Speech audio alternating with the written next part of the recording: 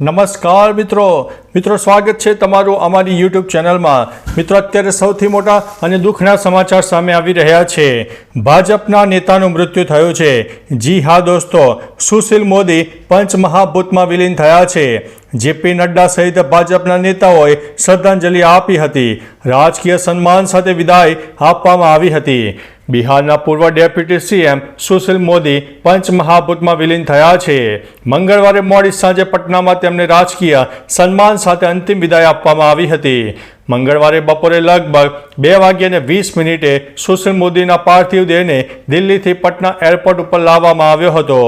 Airport પર તેમને શ્રદ્ધાંજલિ આપવામાં આવી હતી।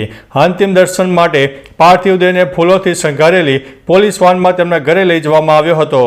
આ પછી તેમના પાર્થિવ દેહને અંતિમ દર્શન માટે RSS કાર્યાલય, વિધાન પરિષદ અને ભાજપ કાર્યાલયમાં લાવવામાં આવ્યો હતો। તેમના પાર્થિવ દેહને ભાજપ કાર્યાલયથી દીઘા ઘાટ પર લાવવામાં આવ્યો હતો, જ્યાં તેમને ગાર્ડ ઓફ ઓનર આપવામાં આવ્યો હતો। તેમના અંતિમ સંસ્કાર દીઘા ઘાટ પર જ કરવામાં આવ્યા હતા। ભાજપના રાષ્ટ્રીય અધ્યક્ષ જેપી નડ્ડાએ સુશીલ કુમાર મોદીના પાર્થિવ દેહને અંતિમ શ્રદ્ધાંજલિ આપી હતી। સુશીલ મોદીનું સોમવારે સાંજે દિલ્હી એમ્સમાં સારવાર દરમિયાન મોત થયું હતું। તેઓ 72 વર્ષના હતા। લગભગ 7 મહિના પહેલા ગળામાં દુખાવાની ફરિયાદ પર તેમણે એક ટેસ્ટ કરાવ્યો હતો, જેમાં કેન્સર હોવાનું જાણવા મળ્યું હતું। તેમની દિલ્હી એમ્સમાં સારવાર પણ ચાલી રહી હતી। ત્યારે મિત્રો, એક ભાજપ પક્ષમાંથી એક મોટા અને સૌથી દુઃખના સમાચાર સામે આવ્યા છે।